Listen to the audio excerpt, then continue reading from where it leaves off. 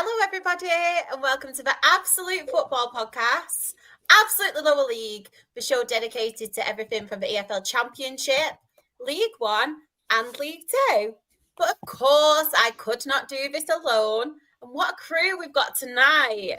I mean, do you know what? I'm going to come to you first, Aaron. Just because a few weeks ago, you were laughing at me saying, oh, how's life in the National League, Sha? But how's life for you in League Two? And apart from that as well, how are you doing? I'm okay. Yeah, I'm okay. Things change quickly in football, don't they, Try? It's crazy. But you know what? It's been the weirdest sort of opening month of the season ever because, like, we're 6 games in and we haven't won, but we've not played badly in one of the games we've played yet, and it's really really strange because I'd almost prefer us to get battered for a few games because then we could find our level a bit quicker. Whereas at the minute, I just think it's that final missing piece of a striker, which we have obviously brought in on deadline day. So we'll see how he gets on with a little bit of nepotism, you know. Mickey Mellon's son leading the line, so it should be an interesting one. We'll see how that goes. But yeah, other than that, I mean, I was gutted to miss last week, but I had a bit of an illness, bit of a cold. But I'm back and I'm ready to dissect all of the lower leagues. Yeah. Claire did Oldham justice as well last week, didn't you, Claire? Oh, did a really good match report. I don't report up on it. Aaron said we're shit. But we've got XG, but who gives a shit?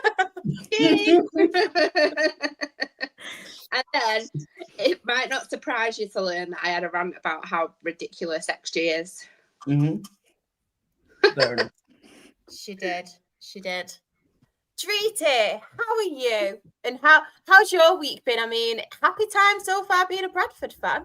Yeah, I can't complain, to be honest. Unbeaten. What more can you ask for? Yeah, I'm good, thank you, Shah. Yeah. Just happy to talk football again, happy to talk Bradford. So yeah, can't complain with me. Love that. And last but not least, Claire, how are you? And how's your week been? I've had living the dream, mate. Living the dream. Obviously, little one started school this week or preschool, and I just feel like it's flown. Like time flies like nothing when you've got kids, done it. But yeah, busy, and just a little bit more busy on top. But how are you? Do you know what? Like, I sent a voice note, didn't I, in our chat because I had to apply. Bobby's in year 6. I had to apply for high schools this week. Don't get me wrong, that makes me feel old. But then I'm thinking, it doesn't seem 2 minutes since obviously I had him. So that was emotional. But Claire, I am going to watch with Amy, my sister. Obviously, you've met Amy before. She comes in the podcast.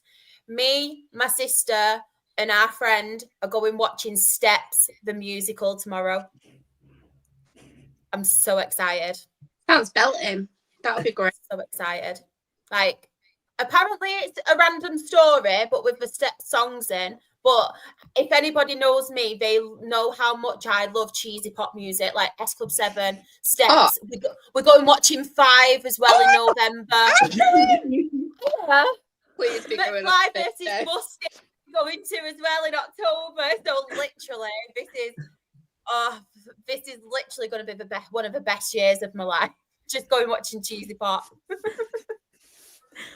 I'm a saddo, I know. No, you're not. We're watching songs from like when we were growing up. Like exactly. That's not sad. That's cool. Dedication.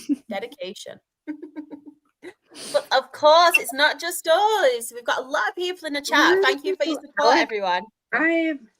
We've got Aled. He's put evening all.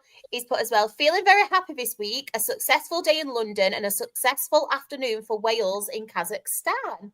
Love it. We've got Chris.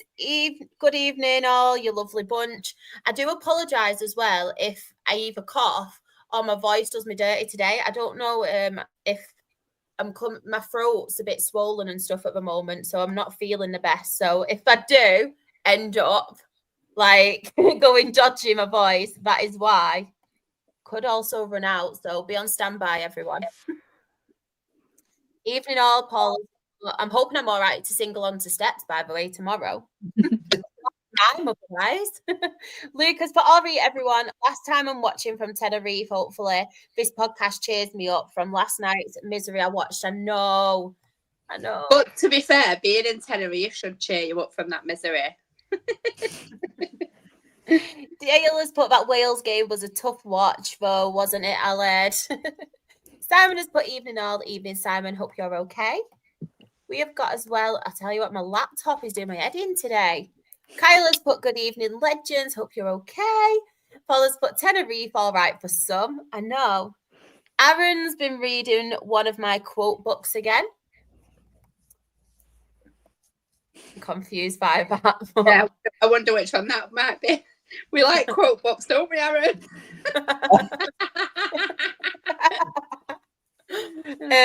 Chris put to the wonderful panel, massive love to you for thank you, massive love to you as well. Blah blah blah blah blah. There's a lot of chat about Wales being a tough watch. I was too depressed to think about that at the time. Bless him.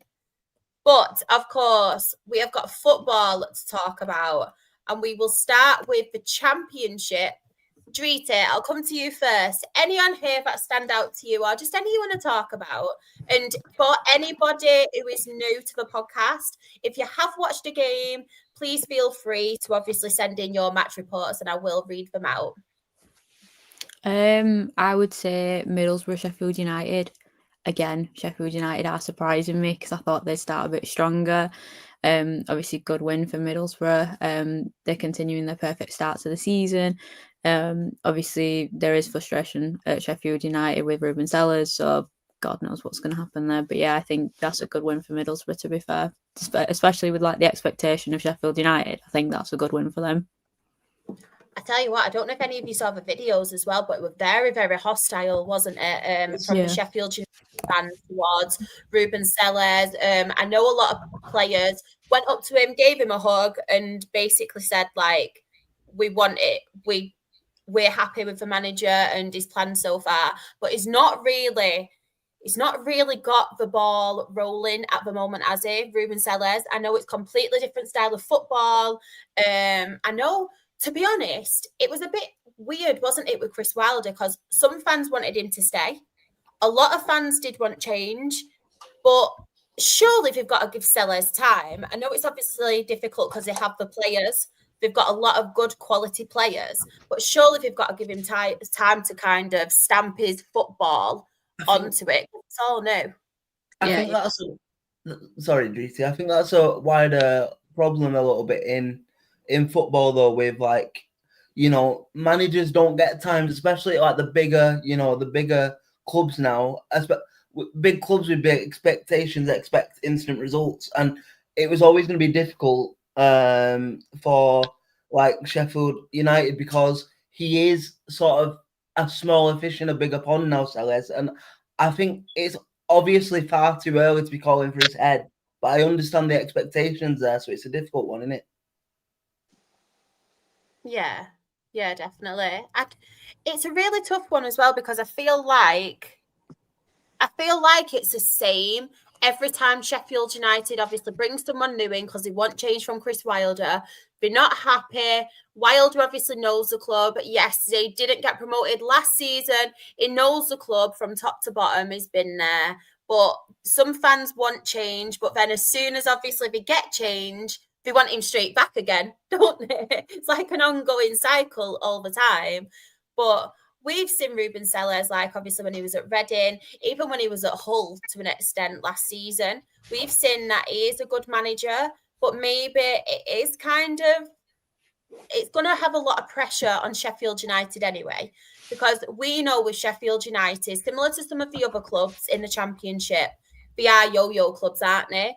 And they have been in the Premier League quite a lot recently. So their expectations is obviously to get back to the Premier League. I think it's massive pressure on them anyway, because you think with Ruben Sellers now, he's got to prove himself as a manager. He's obviously got to stamp his own football onto these players. they want to get back to the Premier League. They missed out last season. So I just think from all angles now, there is heavily a lot of pressure on him. So I don't think he's really in a win-win situation, whatever he does at the moment. And obviously the start that they've got off to, it's been horrendous. Yeah, it has. I think, I don't know, like, there is a fingers too soon, though. You don't want to be just, like, backing a manager straight off. And, like, we've experienced, obviously, through this pod, like, what a fantastic manager Ruben Sellers can be. So I just hope they give him a bit of time and don't, like, make a knee-jerk reaction. Like, the only thing I can envisage happening is Wilder going back. Then the fans get pissed off again. He gets sacked again. Like, it makes him look a bit Mickey Mouse. No, I agree. I honestly completely agree with that. Claire, while we're talking to you, any on here you want to talk about or give a mention to? Or you can say a couple if you want. Yeah, I do have a couple, to be fair. First and foremost, QPR obviously got an absolute pasting like the week before. So, like, they really needed that result, to be fair, didn't they? Yeah. I don't mean, like, in the context of the season, but getting, like, off the back of that other result. Comeback's the most important thing, isn't it? And then I'd say Wrexham getting the first win of the season as well, because obviously they've been struggling a little bit. No, mate, it's not the first win, is it? Wait, is it the first win? It's not, is it? No, I mean, in the league. No, they beat Preston, didn't they? Yeah, I'm sure. I don't think it's the first win. I could be wrong. I'm sure Aled will let us know. No, wait, did they not beat Preston in the cup? Anyway, I'm going to go out on a whim here. I think it was their first win of the season in the league. So, anyway, important win, well-established side against probable flag shaggers. And I can't ask them. Anyway, that's another thing.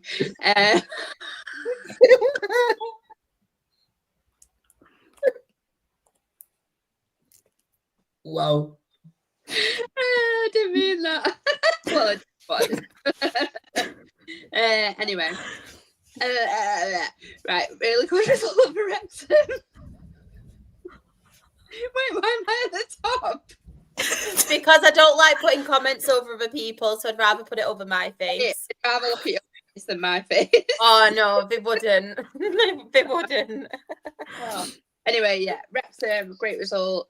I think it's been a bit of a long time coming for them, because they've been maybe, having some pretty good performances, not quite getting over the line for the 3 points. So, yeah, really good result for them. Impressive. Just while we are on Wrexham as well, actually, before we were on Wrexham, Dylan, what happened to Port Vale? Tut. But let's read Aled's match report. He has put Millwall away. First half felt quite even, didn't feel one-sided, was controlling it. Second half felt like periods of the second half. Millwall controlled it early on. But as the game went on, we grew more into the game and got our first goal. Ward got an injury which caused a long added time. And then he's also put, and within that added time, O'Brien scored a fantastic lob shot into the back of the net. Love that. Aaron, hello. Any on here you want to talk? Hello. Any on here you want to talk about? There's a few, yeah. So obviously on the flip side of the Sheffield United result, I think Middlesbrough is a really interesting one, because I think I said it in the preview to this season. Michael Carrick I rate very, very highly, and it's maybe not worked for him up until this point, but the only team in the division, unless I'm mistaken, to go 4 from 4, I think. So yeah, It's Rob Edwards there now, Aaron. Oh, sorry, I'm so far behind. Don't worry. I'm not far up that. I'm not that lower down the pyramid. I don't have a clue. Do not worry.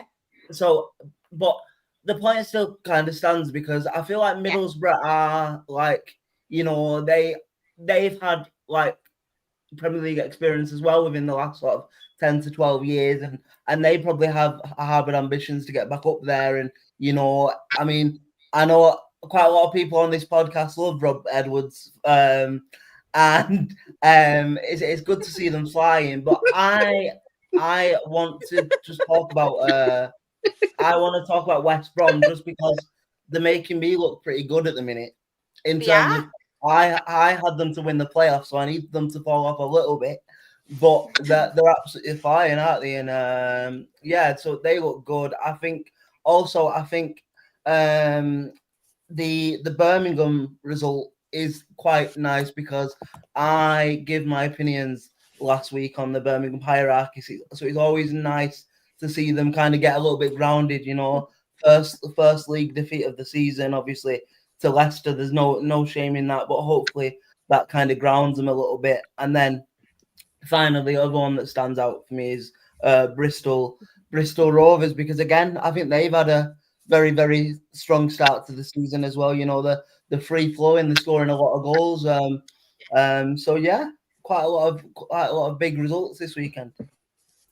Talyu's looking good as well for Bristol City. I know, obviously, they're scoring a lot of goals and stuff. I know here they've obviously conceded 2 against Hull, but Vitek, who's on loan from Manchester United, he's looking really good in net for them. Obviously, really good win for Portsmouth at home to Preston North End. Very good win for them. Obviously, it's not nice to see Sheffield Wednesday again struggling against Swansea, but Swansea not doing too bad at the moment.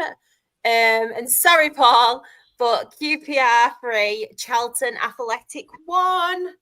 Wasn't a good day at the office, obviously, for Charlton, but I have got a couple of match reports as well. One thing I did want to add as well, is obviously Norwich beating Blackburn Rovers 2-0 away from home. Very good result for them. But let's really quickly go to some comments in the chat. So Lucas put Stoke City versus West Brom, Middlesbrough versus Sheffield United, and Portsmouth versus Preston. All standouts for me. My reasons are the closest scores to 0-0. 0-0, Luke, honestly. It's even worse, right? Obviously, when we do our non-league show, National League North, National League South, there's very rarely a 0-0 because goals just come from all angles in that league. There's usually a lot of goals.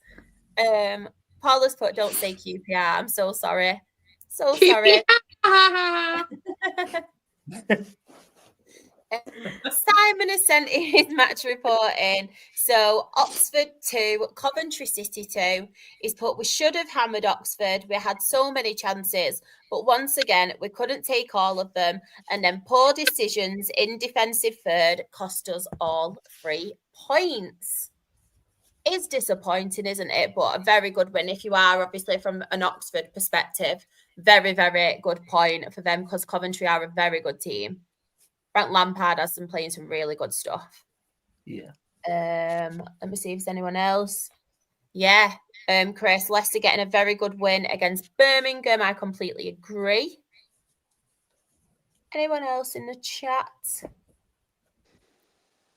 No, that is all the conversation in the chat. So I will quickly read out the table for the championship. So top of the table, we have Middlesbrough on 12 points. Good old Rob Edwards.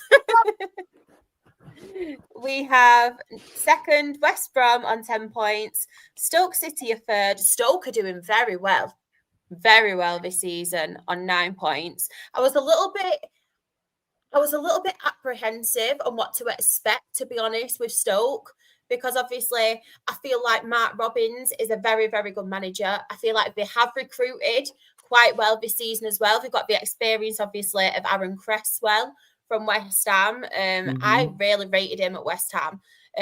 Obviously, he's defensive, but he's also quite good going forward and attacking. He's one person I was really impressed with. I know it's a long season, and I know last season it was a little bit of a struggle for him, but I just feel like at the start of this season, obviously, he's got them playing some good stuff and they're getting a result. So fair play to Stoke. And then fourth, we have Leicester City on 9 points. Coventry City are 5th on 8 points. Bristol City are 6th on 8 points. And then in the relegation zone, we have 22nd, Oxford United on 1 point. Sheffield Wednesday are 23rd on 1 point. And Sheffield United, I wonder if that's why Johnny's not here. Sheffield United are bottom of the Championship on no points. I mean, everything going on. I said this last week. Everything going on at Sheffield Wednesday, behind the scenes. But then looking at that table, you must think, well, at least the only good thing about the situation is we're above our rival Sheffield United at this point. I know they've not got a lot really to cheer about at the moment, Sheffield Wednesday, but at least there is always that. I think no matter the circumstances, bragging rights in a local derby is always important. So Definitely. Yeah. I mean, it's a very rare bottom three, really, isn't it? I don't think anybody, I know it's only 4 games in, but I don't think anybody would have predicted Sheffield United bottom. I mean, a lot of us, I think it was almost a clean sweep in the prediction, weren't it, for a lot of us to have them as champions. So, to be at the complete opposite end where we need them to be is crazy, really. Yeah. Definitely. Just reading out Paul's match report, sorry, he has sent it. Charlton started so sluggishly, got caught with our shreddies down by Portsmouth, ex-Charlton, got it back to 1-1, had the upper hand, the crowd were turning. I can't even pronounce that name because my northern accent doesn't do anything justice. So if anybody wants to go, info, we're all northerners on here tonight, so we can all laugh at each other. He should have been sent off. Meg. I can't read now. I don't know what it is, but with certain things, my head just doesn't process it. Oh. She's buzzing because she can see herself. Oh, bless her. Bless her. Transfer window closed. Donkey's sold. Big wage earners gone. Probs get a 9-point deduction, so our season starts now. Yeah, that was one thing we weren't sure about, and one of the reasons I didn't really have Leicester in my promotion sides, because I wasn't sure on what was happening with the points deduction. So is it actually looking likely that's going to happen now? No, I'm really intrigued to know. So if anybody in the chat knows a bit more, then please let me know, because it was one thing where a lot of people, when they're in the Premier League and when they got relegated, mention this deduction, but then nobody's heard anything whatsoever about it, have they? It's just gone pretty quiet. So I'm not sure. But League One. I think first we should ask Daisy about a special someone. Vernon Bear. Don't talk about Vernon Bear. What are you going to say about Vernon Bear? Yeah, I love Vernon Bear. Say it loud so they can hear you.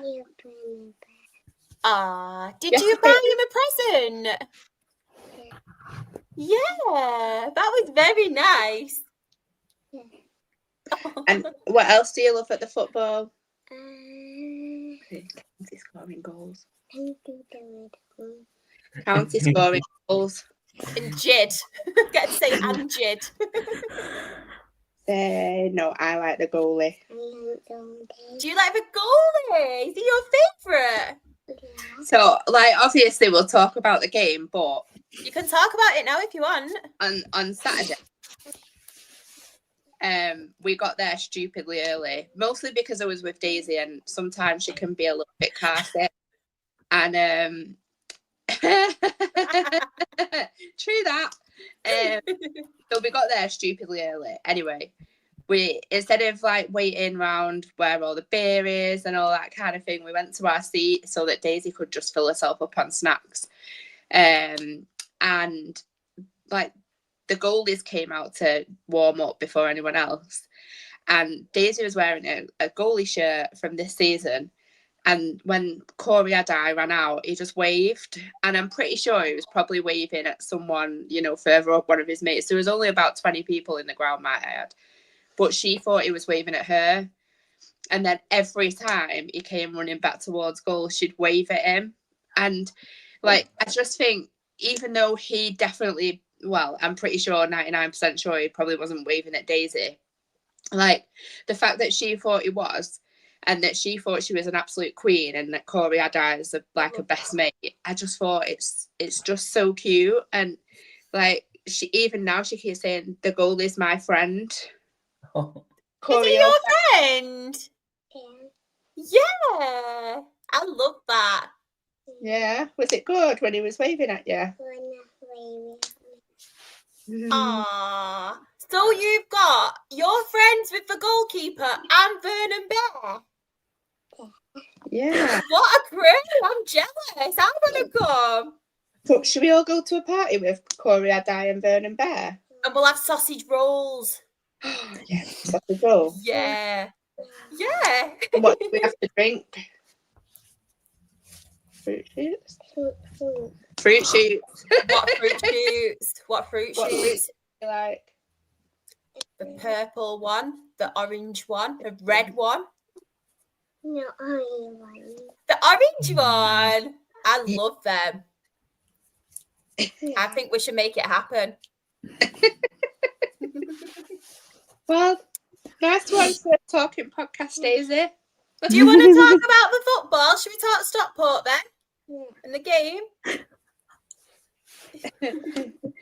Right, first and foremost, can football clubs, in general, plural, not just Wigan, stop ripping people off? Because £3.80 for this size bottle of drink is scandalous, and £2.80 for one of the tiny tubes of Pringles that obviously this little food hoover wanted. Didn't you? Anyway, football. Unfortunately, I missed the goal because somebody wanted the toilet. Why is my camera doing that?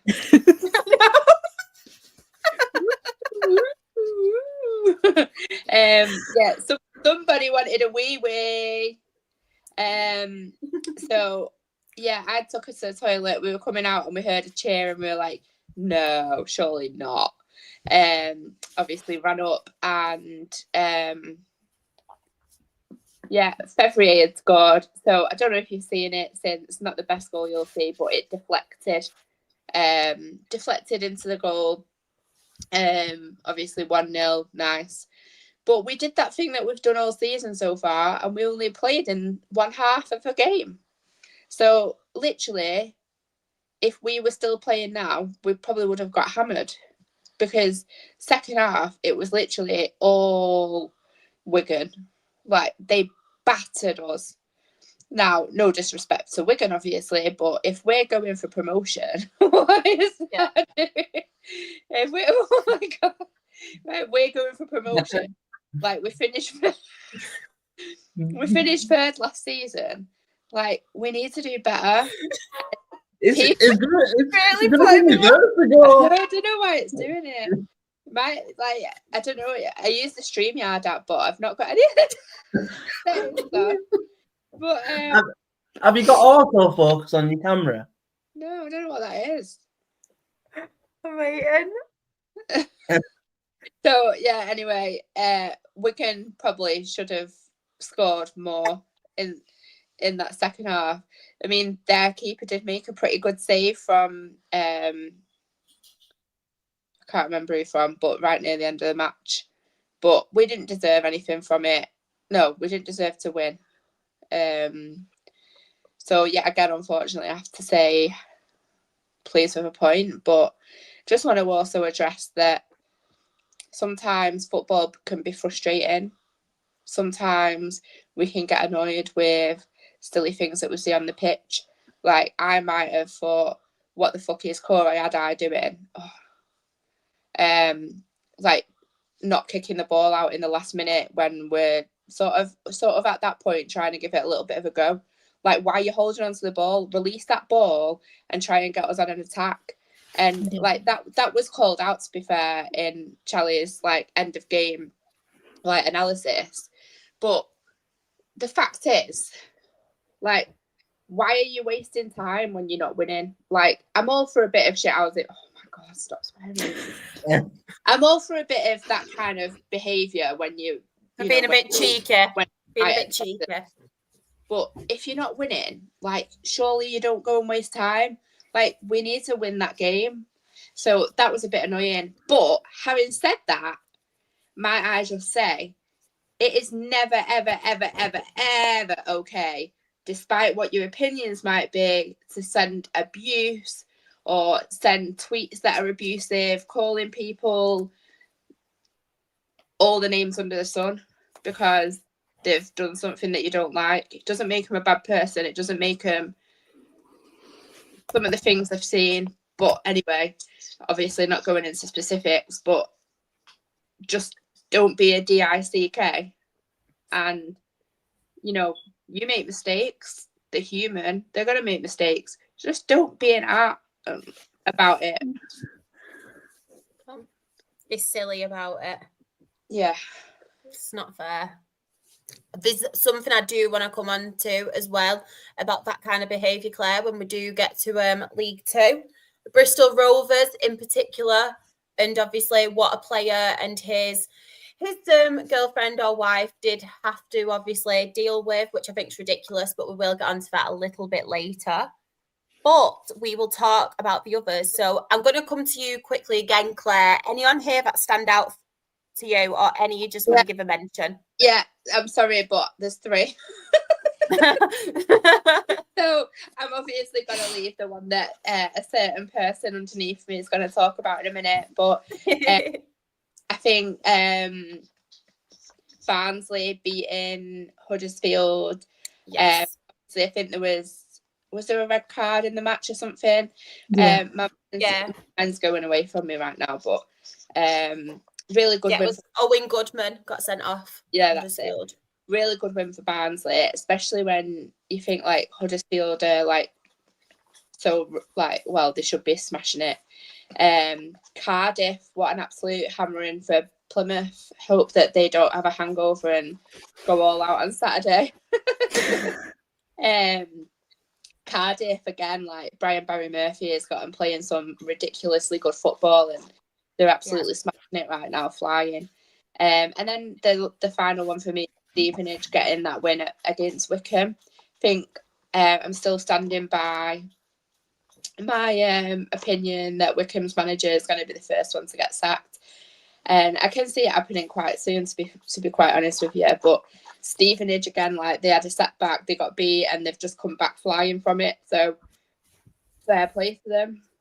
Can I just mention quickly on that as well, Claire? I know you said about Wickham's manager, and it's really intriguing me at the moment because last season, a certain York manager was linked with the Wickham job, Hinshelwood. He has recently been sacked and parted ways from York. I'm wondering whether the time will come very soon and maybe, just maybe, he will be appointed with that job. I'm not saying he will, but I just think after last season, and there were so many rumours about it, and now obviously they have parted ways with him, York City, whether it will happen sooner rather than later. Yeah, it could be that the stars are aligning, couldn't it? That's just my opinion, though. It might not happen, everyone, and usually more often than not, I'm wrong. But it's just intriguing me a little bit, to be honest. Say night. Night. Bye-bye. Just going to want to. No problem at all. No problem at all. Yes, Dodd's days must be numbered. And nice I was amazed. I know. I was amazed that they persevered with Dodds. Me too. I don't know what it is. I just don't think he's the right person for it. I don't think it helped because last season they were doing so well, weren't they? And then I think it's Bloomfield, isn't it? Obviously moved to Luton. It was Luton, wasn't it? It was Luton, wasn't it? I think so, yeah. Yeah. Honestly, I don't know what it is with my brain today. It's worse than usual. So I do apologise. Don't worry, I'm still reeling from the fact that I thought Michael Carrick was still at Middlesbrough.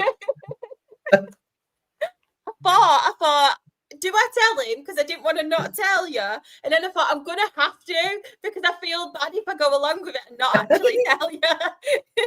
But I felt really mean doing it. Chris Luton with a huge away win versus Burton. Yes, very good for them. There was one I wanted to point out as well. I think it was the Cardiff one, to be honest. Playing some really, really good stuff, like really attractive football. Really enjoying seeing them play. One person, I can't remember who it was, it's going to annoy me, who I thought played very, very well. It's going to really annoy me. Can't think of his name. Let me get it up a minute. It was Willock. That was the one. Willock, the midfielder, playing very, very well at the moment. And when Claire were talking about Barnsley as well, somebody I did want to give a shout out to scoring the goals is obviously Keeler Dunn. He was at Mansfield last season and he's really doing well. Again, that's another one I'm quite happy with because when you asked for top goal scorer in predictions, I put him as my top goal scorer. Yes. So I'm hoping that comes to fruition. However, something that I'm not happy about, and you what called it, and I tried to be a bit different, but the Peterborough playoff experiment is blowing up in my face quite rapidly already, I think. And yeah, it's just, I mean, you guys called it almost, but I didn't expect them to be this bad. Like, you know, like I don't know, it's problems there. I mean, you know, it's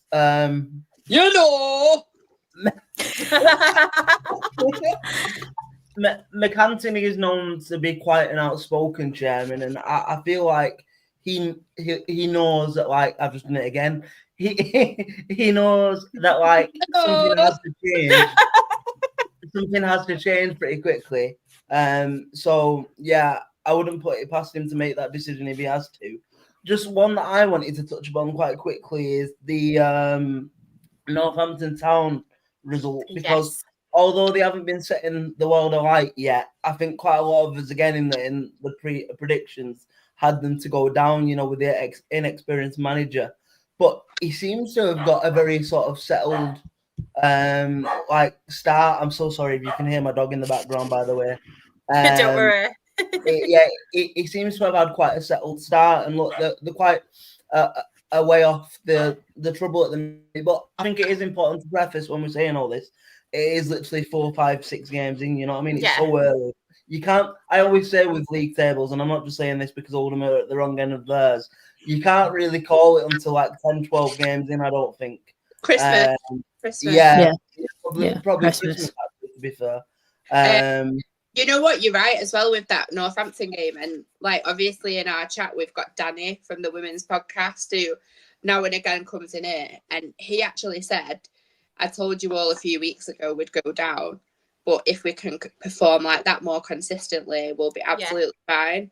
Yeah. So, you know, maybe hope for their sake that they continue that level of performance. And then just the final thing I was going to mention, obviously I know they got the big win, but like I'm just looking again, league tables don't really matter. But we a few of us had Luton to win the league for obvious reasons, and they're already 4 points off the pace. You know what I mean? So is that, I think that's a really interesting one. Well, like I said, so early really, probably come back post Christmas and see where we are. Just really quickly, Drita, before I get to you and the Bradford game, I do want to read out Sean's match report because it's a lot longer and more positive than usual. I did mention on the non-league show, because he did say he's got a really positive one. New season, new Shawnee boy. So let's read it. So the Lorient Express away. I like that. First team to take 3 points from them at the ground since the end of March, with Super Sam. Yes, Super Sam Hoskins. You know how much I love him. Super Sam scoring in the 58th minute, and then 2 signings beginning of this week. Left winger Kyle Edwards and goalkeeper Theo Avery. God knows why we've signed a goalkeeper when we need actual defence. Oh, nice. I'm happy. I'm liking this new positive Sean, by the way. Keep it up. Just really quickly. Dale has put Ryan Wintle with a wonder strike to get us going against Plymouth.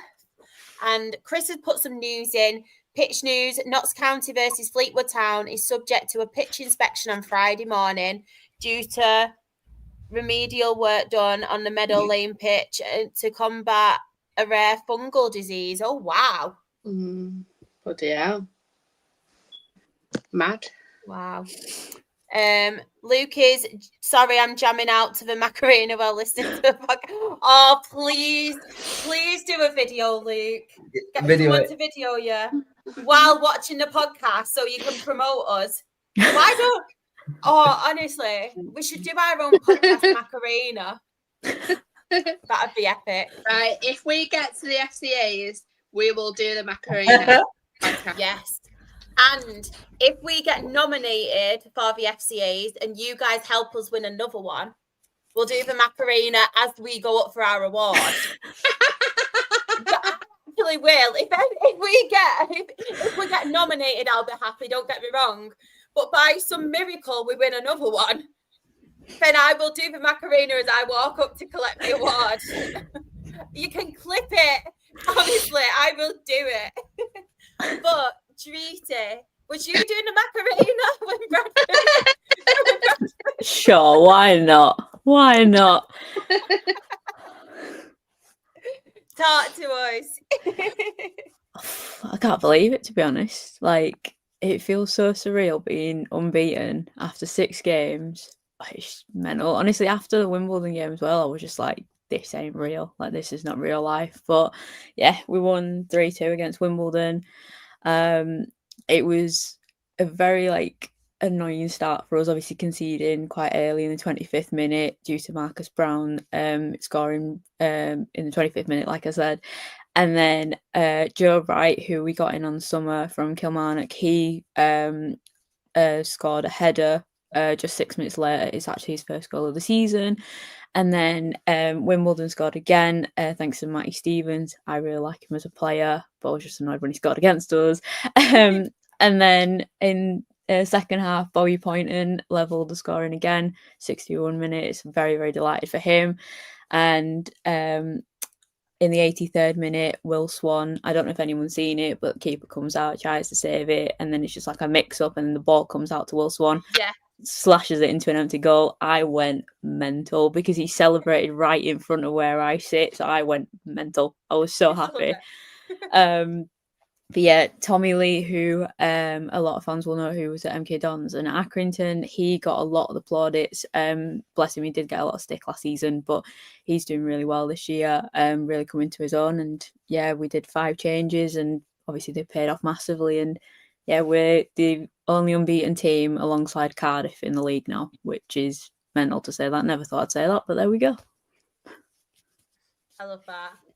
Honestly, it's good, though. And I know we'll get onto it a little bit later if you do want to obviously talk about the cup. But special someone returning. Yep. A brace as well. Very, very happy with that. I'll mention that afterwards. I don't want to keep my excitement too much, but yeah, I was buzzing after that game. Such a good way, such a good moment as well. Yeah, I won't say too much.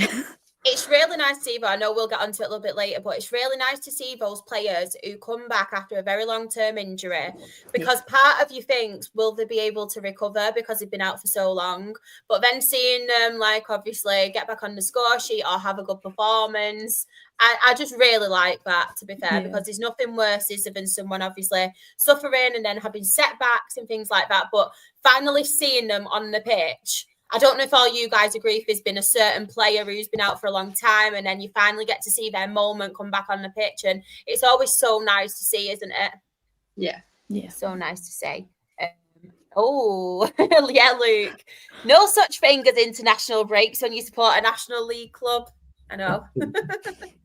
To be fair, we did have a break, though, due to women's rugby, or we would have been playing York. And I'm fuming we didn't play York because I thought that would have been quite a good time to play them. You know, York have had that many rearrangements at the minute that they've had to put announcements out to remind the fans not to turn up to games. They did it with us. No official announcement was actually put on. at this point, and then they had to put basically like no one turn up because it's not happening tonight. It's like, all right. I know we did mention it briefly when you spoke about it, Aaron, and I know it's a reoccurring thing on the podcast, but one thing I did want to mention with obviously Peterborough is apparently, from what I've seen, they have actually put Con Clark on the transfer window now. Somebody who we spoke about a lot before the show split, very familiar with him at his time, especially at Altrincham, was really good playing in the National League at that level. It's just not really worked out at the moment. And I know we've mentioned it on air for a couple of weeks now, where we just think obviously they took too much of a risk on too many non-league players. They need that little bit more experience. But I just wanted to talk a little bit about Darren Ferguson, because in my opinion now, and I feel like it happens a lot when Darren Ferguson's in charge at Peterborough, I feel like his time kind of goes a little bit stale. Like there's not really much then he can kind of do. And I just want to ask all of you this question. Do you think he's the man to turn it around, or do you think Peterborough need that something new, or do you think there's more to it? Do you reckon there's stuff going on behind the scenes? Like, what's everyone's opinion? I'll come to you first, Aaron. I think he's like, the best way I could put it, and people know Oldham's history or know this, he's like our version of John Sheridan. Like we had John Sheridan as manager like 12 times, I think, in my life. Chris Wilder, like we were talking about before in the championship, wasn't it? And sometimes like it's like that really like toxic ex-girlfriend that you just can't get rid of, you know what I mean? Like sometimes it's just best to just kind of part ways and go for fresh approaches. But I get it when there's a lot of history there and a lot of good moments. It's hard, but I just think I love that. I'm sorry, that comment made me laugh. I just think with his sort of style of football, it's quite traditional, isn't it?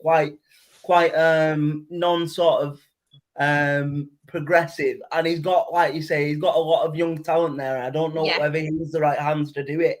Just going back to Chris Clark very quickly, I don't know if you've seen it on deadline day. We actually, before we completed the signing of Michael Mellon, we actually put a loan inquiry to Peterborough for Chris Clark for the season, but it didn't go through in time. So, so yeah, I think they've got like 8 different players on the transfer list at the minute, which is crazy, really. But I was hoping Kean Hayes, but no. Yeah, it's just a mess at the minute, isn't it? I think. Yeah, definitely. Do you know what? I think that, I mean, obviously we've spoke about it quite a bit so far, but I genuinely think that Oldham have had a model that's worked for so long, and now they don't really know what to do now that model's not working. I don't necessarily blame Darren Ferguson for it, but I think obviously their philosophy of buying into non-league. I didn't know where you were going with that, Claire, then for a second. You said Oldham had a model. What? Did I? I mean, Peterborough. Claire makes them as much as it was putting me off. I was just looking at Charlotte at the bar. She heard herself. Go on, the girl. She's a true Dale fan. Fuck the Oldham. Anyway, I keep forgetting Oldham are a bloody league club. Never mind anything else. But anyway, it really made me laugh. I was like, "Go on, Claire, you go, girl." Peterborough's model that they've been using for absolutely years, I don't think it's working for them anymore. And they were quite well known for doing it. They've been doing it years, going non-league, getting the best talent from non-league, which I love, by the way. Like, there's so much talent in non-league that should be picked up, but that's not working for them right now. The players that they're getting from non-league are not necessarily improving them, and I just think that now that model's not working, they don't really know what to do anymore. And I think that they need to do something, but I just don't think they know what that something is. So I don't necessarily think it's Darren Ferguson. I just think the players that they're bringing in are not good enough for him, to be quite honest. Yeah. What about you, Drita? I kind of agree with what everyone's mentioned. Like Yeah. Claire said, I don't think it's Darren Ferguson. I think you can't just be chopping and changing managers all the time. Like we did that a couple of seasons ago, and it just didn't work. So why would you be changing a manager and then changing the style of play, and the players are adapting to something different? I think it could be something else as an issue. Obviously, we've played Peterborough. They were all right, to be fair, but they just didn't have like much about them in terms of like goal scoring, or they didn't want to like fight for that win. Obviously Keane Hayes was the one that scored their equaliser, which rightly deserved, but I think when he came on, to be fair, it did change the game. And I think if they had a few players that were like game changers, as we call them, I think they might be all right. But obviously they've brought in quite a lot of young lads who might not have a lot of experience in League One. So maybe if they had someone who had that League One pedigree, it could help them. But I'm not too sure with Peterborough, to be honest. Do you think as well it's kind of an issue like trying to sustain being in League One? Because you think a lot of the teams in this division, there's a lot of very big clubs, and someone like Peterborough, I think they're a big club, don't get me wrong, but I just think it's so hard, like having to keep up with paying certain bills and certain things like that, like other clubs. And maybe because we're all like saying, well, they've done some really good business this summer, they've sold a couple of their players, they've got money for it, but do you reckon that the money that they've had to obviously that they've got from these players, they're using it to maybe fund bills? Maybe they are struggling like financially. I'm not saying they are, by the way, so if there's any Peterborough fans who are watching this, I'd love to know your opinions and what you think. But maybe that's why they're going down the non-league player route, because they're struggling in some way to kind of sustain themselves, like compared to some of the other teams in this division, because there's a lot of money, isn't there? There's a lot of teams in this division with money. I think the problem the problem is Claire. the problem is like I listen to Darren McAntony's weekly podcast, and it's obvious that he's a very smart businessman. I think he's got a lot. I think he's got a lot of money as well, to be fair to him. But like Claire mentioned, I think when you always the number one project is to always unearth the non-league gem. Yes, it's going to make you money, but not the sort of instant success that football is now built on. You know what I mean? Yeah. Football is instant results and the results-based business. You know, these players that they've signed might come well in 2-3 seasons, but will Darren Ferguson get that time granted to him? I'm not too sure. So it's a really sort of difficult one to weigh up. I think they've got to focus on the here and now, and probably that recruitment, as Claire was saying and Riti was saying, it probably biting them in the bum a little bit now, and kind of going to struggle to survive with what they've got without the experience. That is true, but do you not find it really, really weird? Like, they're getting pretty good money for transfers. Like, we've paid them £1 million for Malik Mustail. Like, what are they doing with that money? Like, I know they might not have the most money, but surely they can reinvest that into the squad. Yeah. Like, you just think maybe Darren McAntony is like a bit delulu. I don't know. I think it's probably the pull of the club as well. You know, like how some clubs have got a pull.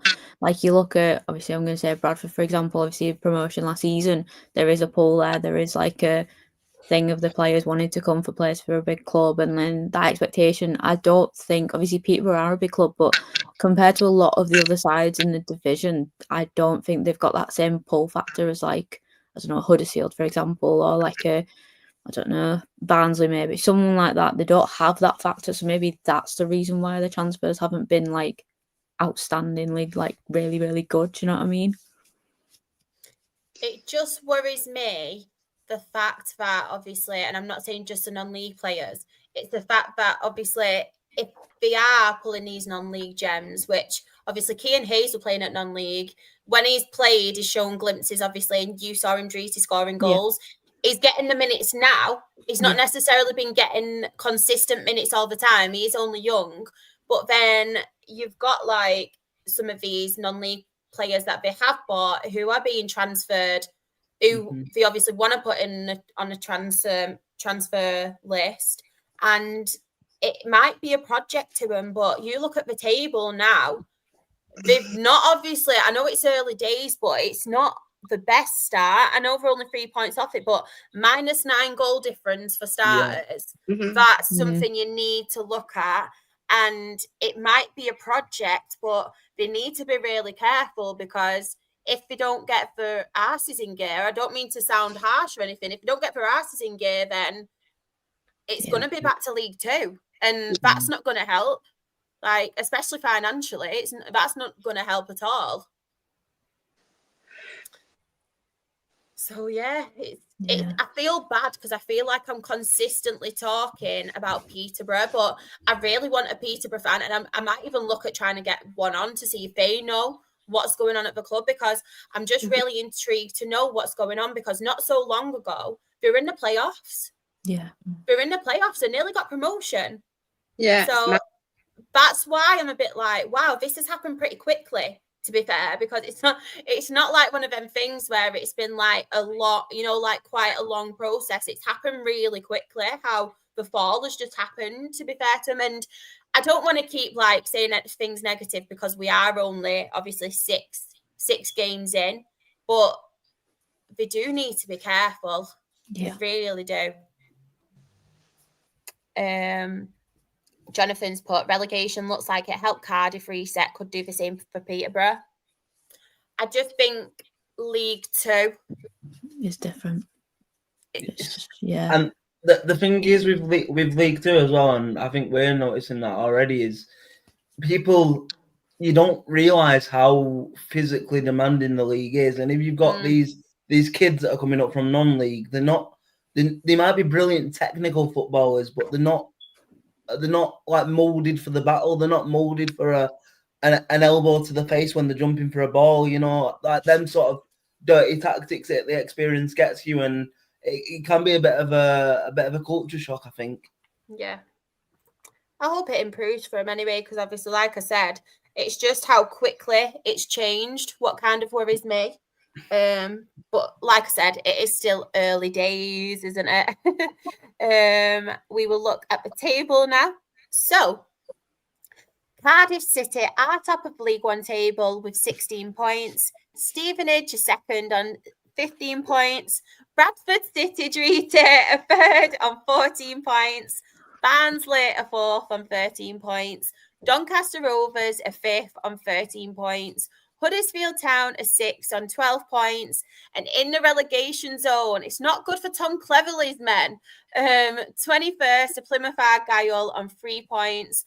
Wycombe Wanderers are 22nd on 2 points. Port Vale are 23rd, also on 2 points. Where's Dylan? But you're a big Port Vale fan. Where have you gone? Bottom of League One is Peterborough United on 1 point.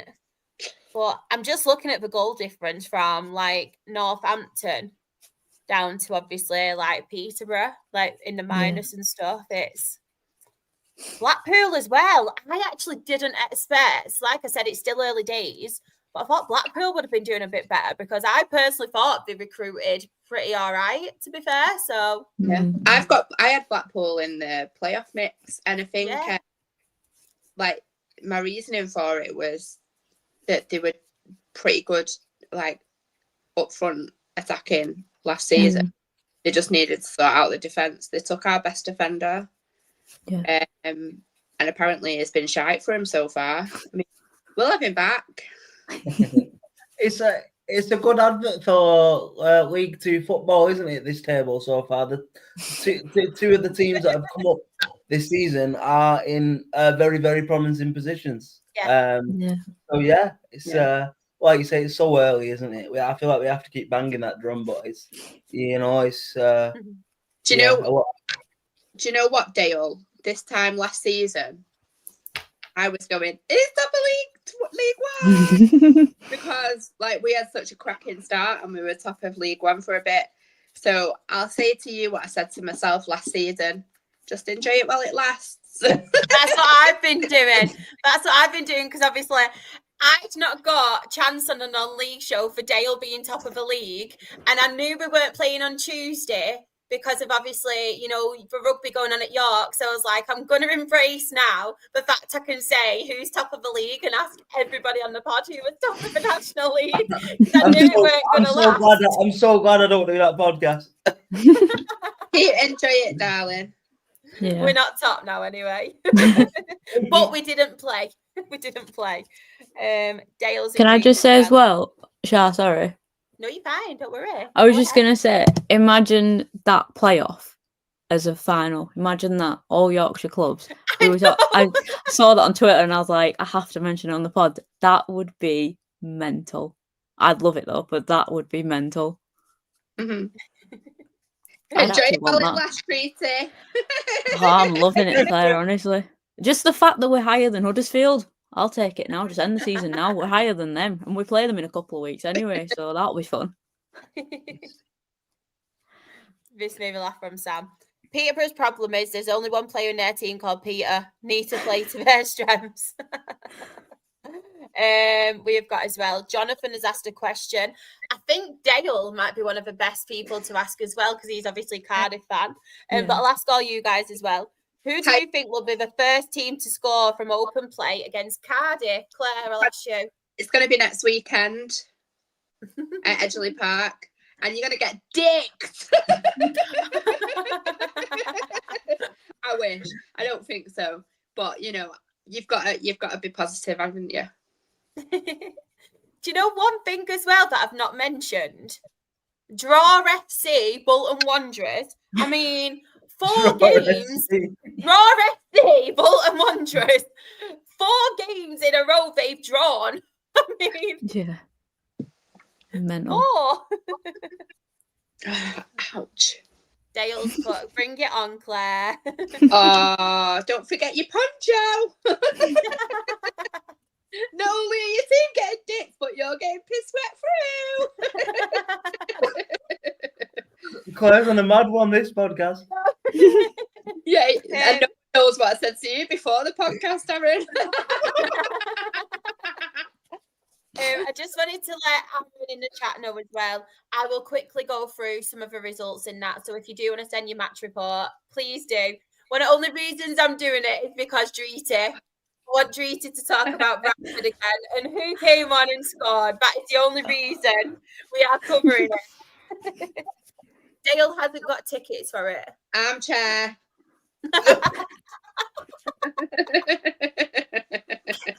I hope he's laughing because I am on a mad one tonight. I'm sure he will be. I'm sure he will be. But Aaron, do you want to talk Oldham first? So Oldham 0, Gillingham 1. Go on, Aaron. The floor is yours. I can't even say I'm frustrated. I can't even say I'm upset because we're playing well. We are playing well. Like we look a really, really good side up until we get into the box, and then we have like 12 chances a game. Kane Drummond is missing chances on the goal line. Like literally, he missed a chance on Saturday where he literally could have put the ball in with any part of his body and it would have gone in, and he's just put all of his power into a shot from about 2 yards out and he went over the bar.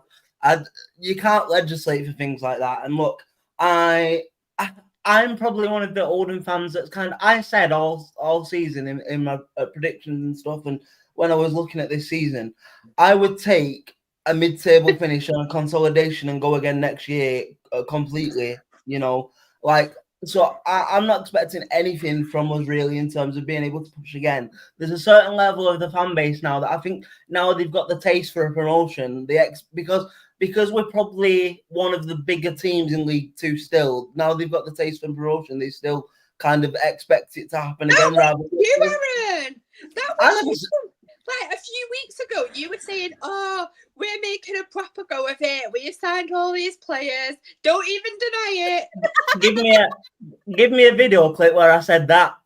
Right, I'll find the message in our group chat.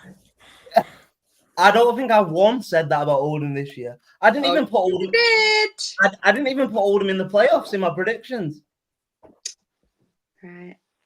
Go on. Well, anyway, you're finding this invisible message. Me and Tracy just sat here like with our popcorn. So having popcorn. obviously on the face of it, no winning 6 isn't good at all. But I'd be a lot more concerned if we weren't creating chances and we were struggling to get chances. I think it will come. Obviously, we made 2 additions on deadline day. Obviously, there's been a closing of a window since our last podcast as well. So a lot of teams have got a lot of last minute deals in. We've got a striker in over the line now, and also we've got a young midfielder in on loan from Blackburn as well, which is quite interesting because since we got our EFL Academy status back, we've got a partnership with Blackburn's Academy where a lot of their lads have come into our academy now to help build it back up and stuff. So that makes sense with that link. So yeah, I'm still semi-positive. So obviously, we need to start scoring goals. There's no doubt about that. But not once this season has a team battered us really. So I think it's just a bit of an adjustment period, you know. What happens if we swap? What happens if we come up and you go down? Imagine. You know what? Joking. And one thing you can back me up here. One thing you can back me up on. One thing I did say earlier this season is I actually fancy Rochdale to go up and do it anyway. I said that to you before the season started, didn't I? Because I'll be honest, I already look at this league already, and it's great to be back in the EFL, but I miss the local games, and we both said that, you know, and like obviously I'd rather us both be playing in League Two than National League. But yeah, so as long as we can consolidate and finish just somewhere between that lower mid-table and go again next year, maybe have a decent little go at the FA Cup, little run, get some money in the coffers, I'll be happy. But yeah, I'm waiting for Claire. I just want to answer Jonathan's comment as well. Which one? About our away end being so small. So we are aware that our away end is tiny, and to be fair, we haven't even got enough tickets 90% of the time for home fans, and we are redeveloping the ground. But the speed that the club has grown, like literally, like 2018, even we were getting like 3,000-4,000. And I know it means that there's a lot of people that have jumped on a bandwagon, but that's what happens when a team's doing well. And so we are growing as a club. So what you'll find is the Cheadle end, which is our big stand behind the goal, we're making like a slightly smaller version of it where the away end is now, the railway end. So we are going to develop it. The plans have just been approved for it. So away teams will get more, but I think at that point we're going to have county fans in both ends, and away fans will get like the corner of the ground on the side stand, which I prefer, you know, back in behind the goals. It's interesting, isn't it, with away allocations, because we've got quite a lot of stick this year with like, well, we put our away fans, and I always think, right, I know you have to sell away tickets, I know that, but also if you can use it to your advantage in your home stadium, you're going to put them where you can't hear them, or you're going to put them where they get drowned out. You know what I mean? It's all can't see from the away stand. Can't see from Oldham. From us. Well, so this season, what we've done is, because we've not really had anyone big come yet, so we'll open it up fully when somebody big comes in this division. But we put them at the very top of the away end, and you can't hear them in there, and I quite like that because, you know, it's little warfare, isn't it? You know. So, as an example as well, we used to put our fans in the side, but that meant that the allocation was less than the minimum amount that teams were allowed. And to be honest, that was only a problem like twice. But we now have this agreement that you can have like, and the clubs decide it, like if you want if you want to have more tickets, then you have to have behind the goal. Otherwise, and by doing that, they actually forego the right to covered seats. Like the away teams say, like, yeah, that's fine. because otherwise we have to give a lower amount. And also with doing that, sell less for home fans because you can't have like an allocation that's less than, I don't know, it's all complicated in it, but fuck Oldham. I knew coming in tonight after a week away, after the way the season's panned out so far, I knew I was going to get it from angles, so I feel like I'm prepared. To be fair, I did, like we said before, I did do you justice last week. Oldham are shit, but at least we have a few shots and XG's shy. Yeah, fuck XG. More shots than anyone else in the league. Only one stat that matters. I fucking hate you.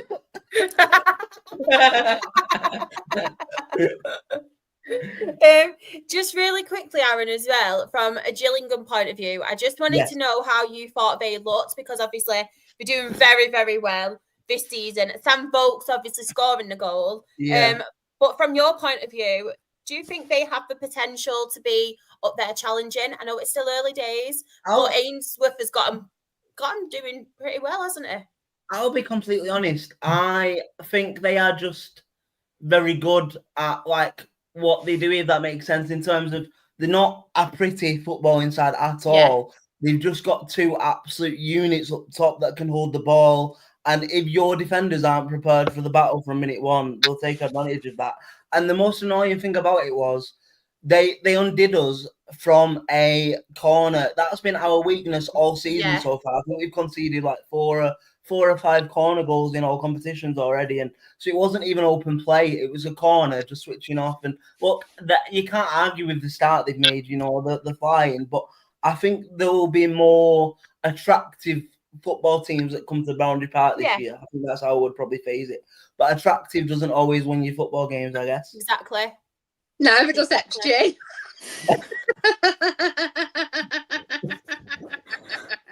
We need to get that tattooed somewhere, Claire. Oh, we need to do. Honestly, this is why, and Sam, if you're watching, some of the podcast merchandise we need to do, either T-shirts with quotes on, or we need to make our Absolute Football Podcast quote book, like across all of our shows, like have a quote of everybody in, inspirational quotes. Imagine that one. I don't give. Yeah. We'll leave that one though. We don't want to get cancelled. my one about the toxic girlfriends can go in. Oh, that was good. That really did make me laugh. I'm still in a group chat finding Aaron's message about.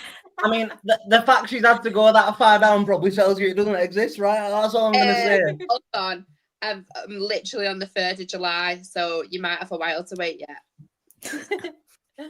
While we're waiting for that, right, Aaron, I'm going to come to you again. Any on here you want to talk about, or any that stand out to you?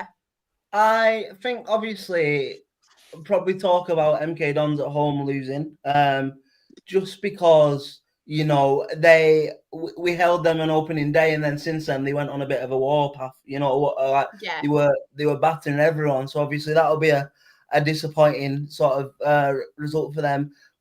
Bristol Rovers away at Grimsby, I think, is a very, very good win. Very good win. Obviously, maybe Grimsby have the sort of the cup hangover, and maybe that's what it was. But obviously, Grimsby have started quite well this season. So yeah, I also think Fleetwood as well are beginning to tick along nicely under Pete Wild. And yeah, it's just obviously we spoke about Gills and Salford. I'm not convinced either way on Salford yet, in terms of they've had some good moments and they've had some really bad moments. So again, I had them to win that playoff just more out of a necessity, really, out of the funding behind it. But whether that'll come is yet to see. But yeah, I think that was it really for me. I just wanted to really quickly mention, because we did touch on players and how they get treated and some of the abuse they get. But one in particular, what I did say and what I thought was absolutely disgusting is I think Bristol Rovers fans, they managed to get Isaac Hutchinson's wife's phone number and were giving her a lot of abuse, calling her names that nobody should ever get called, and obviously saying really horrible things about Isaac Hutchinson. He has recently gone to Cheltenham Town. I think it's just a loan move, is it, at the moment? I think so. I think if I'm wrong, then I do apologise, but he's gone to Cheltenham at the moment anyway. But I just wanted to say how disgusting that was. And if anybody goes to those lengths to get somebody's number, target them, call them unnecessary, inappropriate, and just vile, disgusting names, you should really, really rethink what you're doing, because honestly, it was awful. Like, it was in life. I think Bristol Rovers seems to have a bit of a knack of doing that so far this season as well, because I don't know whether you've seen today, Joe Quigley, our striker, got given a 2-game ban by the FA. And basically that's because as he was coming off in our game against Bristol Rovers, he got some awful chants aimed at him. So stupidly, I mean, again, you can't do it as a footballer, but stupidly, to give it a little bit back, as he was going off, he was doing the wanker sign to the Bristol Rovers fans. And obviously he's been penalised for that now. He's got a 2-game ban. But it makes me kind of like, I don't feel comfortable with the fact that fans can think they can get away with saying whatever they want for a footballer, but as soon as the footballer gets it back, they get penalised. It's, it doesn't sit right. But yeah. People just need to get a life. Like, these people are doing their jobs. You know what? Everybody makes a mistake in their job now and again. People are human beings. Mistakes are a daily occurrence. And if you cannot get past that, then you need to go and sit in a corner in a dark room, give your head a wobble, and get a fucking goddamn life. But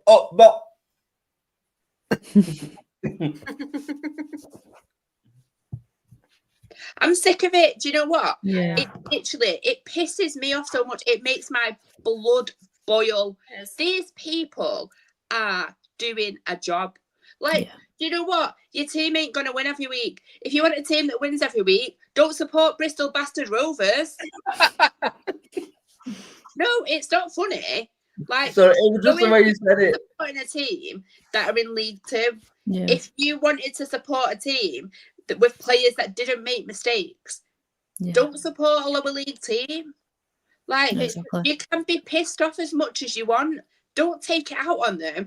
And especially, don't go getting the partners involved. Don't go getting the members. Like, they don't deserve it. Like, I can't even imagine, like, as a football fan, if I see one of our players get injured, I'm like, oh no. Like, sometimes you're like, oh my God, it's awful. It's such a bad injury. Imagine what they're like. They're suffering from it twice as much as you are. You just need to simmer down. Stop being a dick. Like that age-old quote, don't be a dick. Yeah. It was just, honestly, it was awful. And for somebody's family member as well to be targeted, it was just, honestly, it knocked me physically sick. So anybody, like, you can have your opinions on football. If someone's played bad, have your opinions. Yeah, you earn your money, but don't target someone. Don't be horrible about it. Don't get personal. Don't bring the families into it. We are all football fans. We are entitled to talk about performances of a player, but do not target them and take it too far, because you would not like it if somebody did it to you. And I feel like people behind a phone, anonymous on Twitter, anonymous on social media, I think people think that they can do it and they're big and hard. But when it comes to actually, like, seeing somebody face to face, they soon back down. It's disgusting. The thing is, it's obviously beginning to creep in more game wide this season, isn't it? I mean, I know it's not the show, but you've seen it opening night of the Premier League with that disabled fan at Liverpool. You know, I don't know what gives fans right to be able to think, oh yeah. But I think because they think they pay money and they give money to the football club, they think that their sort of privileged to more information and more sort of demands of football players and managers, when in reality you're there to watch a game for 90 minutes and go home, and that's it really. But like, I don't know, it's just sad, isn't it? It's just sad. Yeah, definitely, especially when you're bringing family into it and people, like, you don't do it to a player anyway or get personal, but when you bring in somebody else into it, I just think is absolutely disgusting. But we're moving on, and I know people in the chat here wouldn't do that. So it's just horrible, honestly. But Drita, any on here that stand out to you? Obviously, as mentioned, Grimsby and Bristol Rovers, I think that's a huge win for them. But I would also say Bromley, Harrogate. That's a good win for Bromley.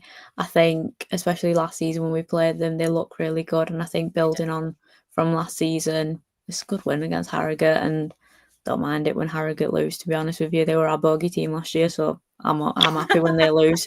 But yeah, I think fair play to Bromley.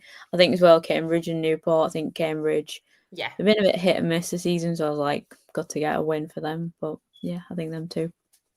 One thing I did want all your opinions on, by the way, because I feel like this time last week, we were talking about the big shock in the Carabao Cup. And then it has come out that obviously, and David Artell and Grimsby Town self-reported themselves, but obviously they fielded an ineligible player. I think they missed the deadline, was it by a minute or so? By a minute, but yeah. I just wanted your opinions on this because... It's absolute bollocks, by the way. That's what it is. Because you're telling me, right, and I wouldn't mind, right, but he did he take a kick in the penalty? I'm not even sure what he took. And he missed. So there you go. He missed. So do you know what I mean? That there's the case in itself. And I'm not gonna lie, right? If Grimsby have done it themselves, that to me proves it's a computer administrative issue. There's no malice in it. And if you're a multi-million-pound team that need a League Two player to miss the registration by a minute to cry about getting yourself back in the cup, then that shows where you're at for a team at the minute and shows where your priorities should be. Can I just ask your opinion, though, at the same time? If it was Manchester United who did it and missed that by 1 minute, would you all want Manchester United to be kicked out? Exactly that. They'd be going, oh, it's an unfair advantage. Do you know what? Rules are rules, and it doesn't matter if it's a minute, an hour, a week. Like, it was not eligible. Like, they've reported themselves. But I think they should be kicked out. You can't just be doing stuff like that. And I'm sorry, they've got secretaries at that club which will be doing that paperwork that know that person's not eligible. So I'm sorry, but rules are rules. We've been kicked out of competitions before for the same thing. Our reserve team's been kicked out of a competition.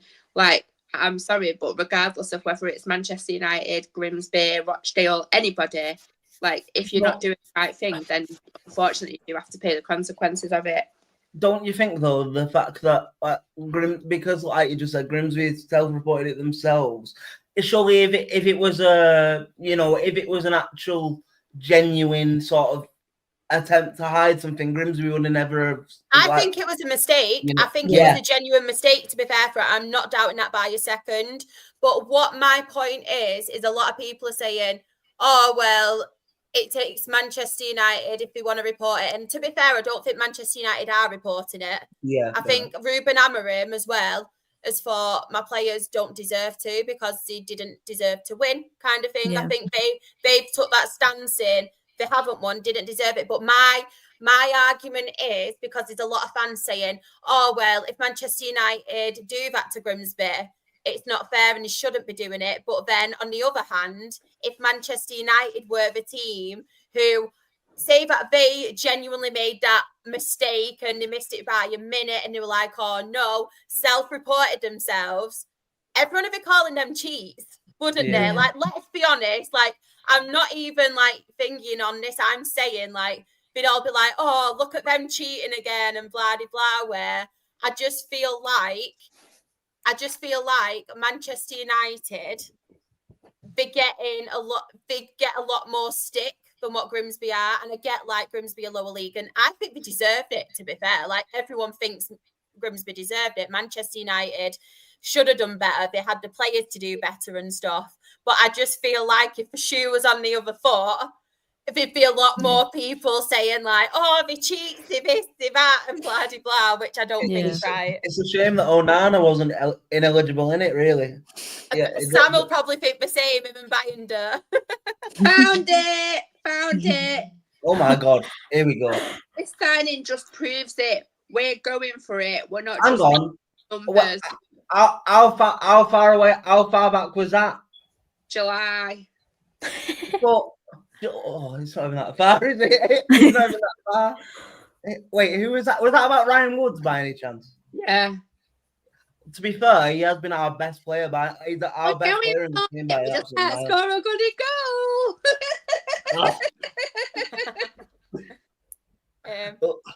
I'm hoping at some point this season it changes around and I can get my licks back somehow. We're going. Aaron has put kickers out, but it wouldn't. I don't think anyone's disputing. Obviously, they should have done better. Even Sam is saying the same.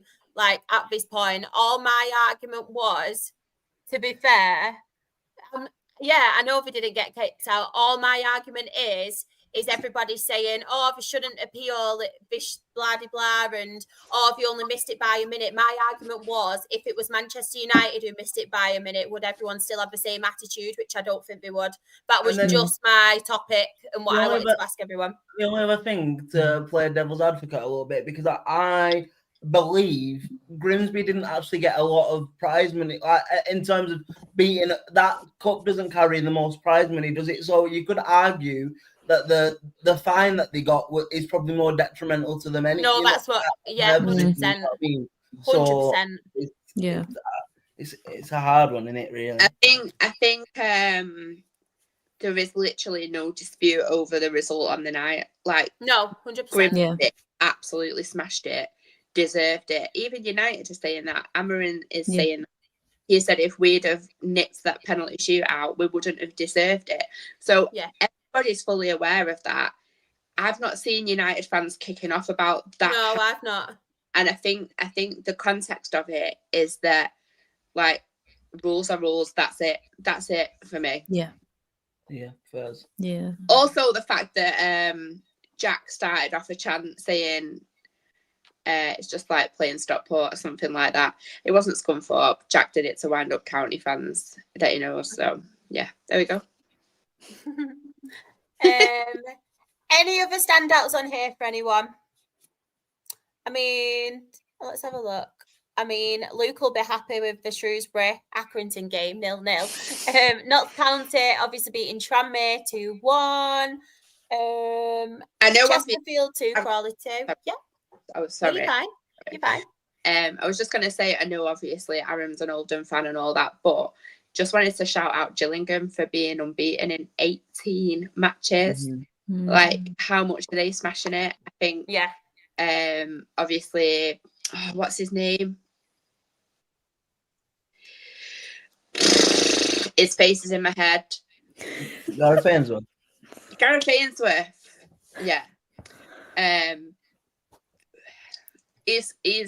I think he's got so much potential as a great manager, but just has to be at the right club, obviously. I think he's going to get the best out of the players this season, and it'll be hard to get past him. I think they've kind of been a little bit of a sitting duck for too long, and I think that they're just making their intent known from the get-go. Mm-hmm. This comment as well, like, Matt Goldbridge, it doesn't mean he's fuming about it. He draws people in, by the way. He obviously, the stuff Matt Goldbridge does, he makes, obviously, he's the most famous Manchester United content creator. He does everything to draw people in. He's very clever with it. Like, don't get me wrong. So drawing people in gets him paid. So, it's his job. Exactly.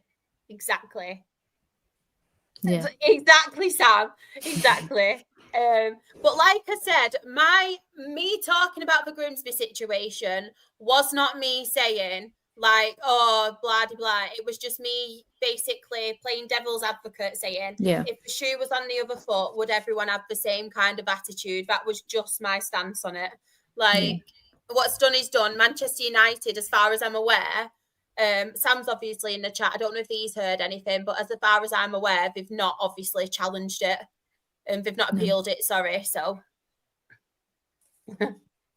But yeah, as for Mark Goldbridge, he's very clever. Like we said, it gets him views, it gets him money, and that's why he is Manchester United's most famous content creator. And fair play to him for doing that, because he gets a lot from it. So fair play to the guy. Yeah, people like just bring the controversy on purpose to get the money. Yeah, controversy sells, doesn't it? They've not even commented on it officially, so that pretty much says it all, in my opinion.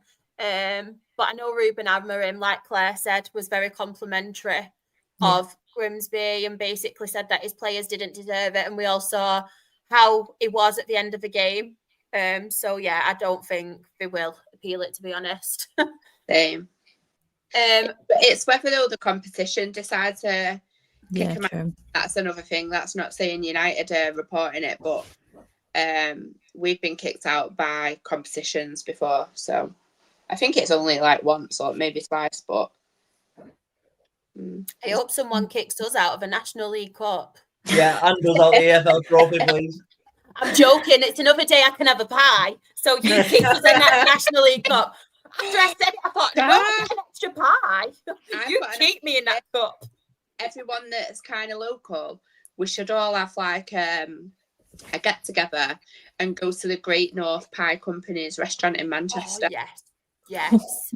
Now you're speaking my language. Oh, yes, come on. Yeah, let's all go. I'll put it in the chat later. Maybe. Yeah, please do. Like, I'm up for it. As soon as you mention pie, Claire, down for it. I thought you were gonna say let's all go to the Rochdale Chippy. Then I was like, even Charlotte goes that Chippy.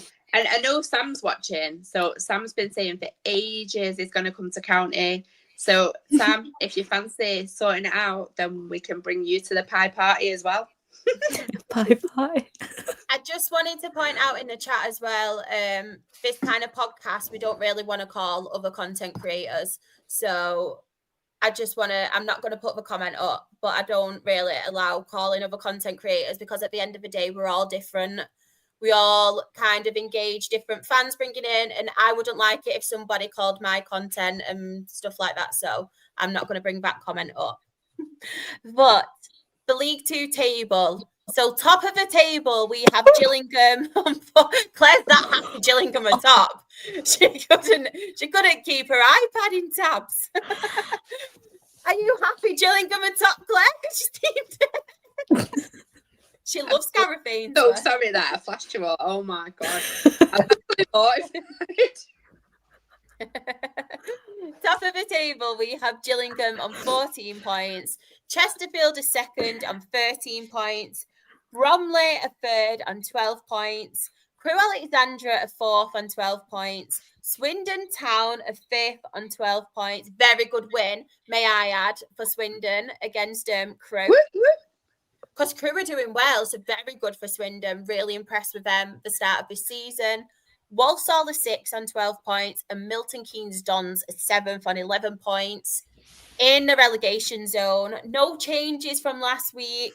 We have Shrewsbury Town, who are 23rd on -10 goal difference as well, on 2 points. And Cheltenham Town are bottom of the League Two table on 1 point, also with a -10 goal difference. That is a lot.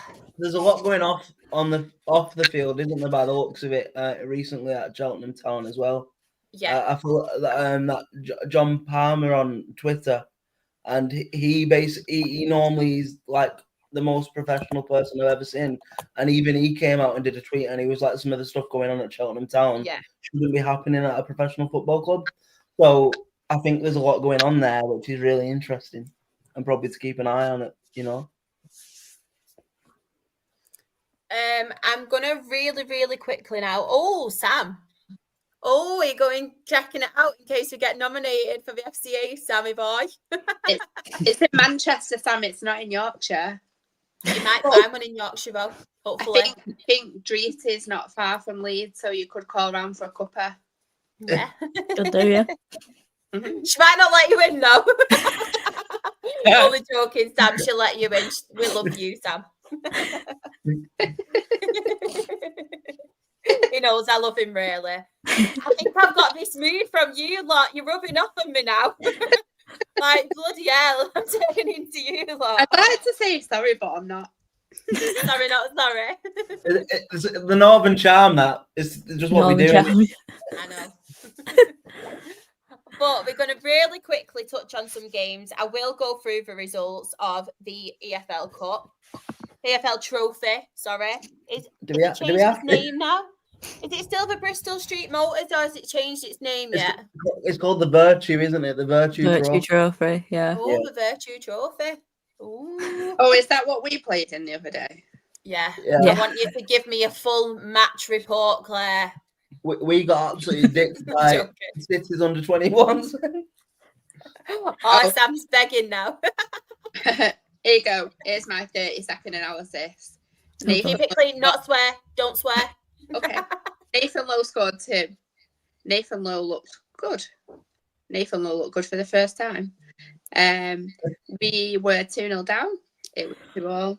Then we went 3-2 up. Then it was 3-all. And then we won 5-3. 16-year-old kid called Assels scored 2 goals in the 79th and 83rd minute. The composure of him to score both of those goals was outstanding. Really, really good goals. Kept calm. There you go. The end. There. Sounds like an entertaining game. I'm not bothered about that cup either, so that can as well. Funny. I will quickly go through some results, and then we will obviously. You can talk about your own teams if you want, but I really don't want to. I don't care for it. I'm going to make you now. AFC Wimbledon 1, Stevenage 5. Bolton 1, Rotherham 0. Bolton had a man sent off. Let me check who it was. It was Thierry Gale. Good result for our Uncle Nick Swindon. I'll go through them in a minute. Burton 2, Liverpool under 21s 0. I feel like I need to do this bit because I might get a job on, like Sky Sports News or something at the end. Or do you remember classified football results? Yes. I feel like I got the voice for it. Try and do that voice. I can't remember what his name is, but true. Yeah, go on. Crew Alexandra 7, Chesterfield 1. Don't. I'm actually quite good at it. I'm really hurt my throat now. Surprisingly good at it.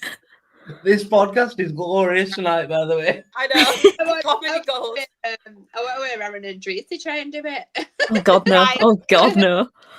So, Aaron, I need you to say Doncaster 2, Everton under 21s 1. Doncaster Rovers 2, Everton under 21s 1. Nah, I'm giving 3 out of 10. 3 out of 10? Wow, that's harsh, that. You have to... Right, Claire, I've got one for you. You have to say Fleetwood Town 2, Accrington Stanley 2, but Fleetwood Town 1. Oh, sorry, what? Isn't he from Strictly? Yeah. That is about Strictly. Yeah. It is 7. Because I said thingy 7. Dree, did you want to do it or not? You don't have to. Oh God. Come on, Dree. Oh God. Right, oh, God. yours is Gillingham 4, Fulham under 21s 1. Oh God. Was it Gillingham and Fulham? Okay. Oh God, I don't even know if I can do it. Nah, Claire, you can do it for me. You can do it for me. No, go on, Princess. You've got it in your locker, I know you have. Oh God. Oh, She's going to be the best. Oh, no. Shara, is it Gillingham 4, Fulham? What was under it? 21s 1. Okay. Oh God. I'm going to proper Right, I'll tell embarrass you myself. what, I'll do this one and you can do the next one. So Okay. Gillingham 4, Fulham under 21s 1. So yours is Lincoln 3, Notts County 0. Oh my God. I feel like I'm going to embarrass myself so much. This is going to be so we do bad. it every podcast meeting, don't worry.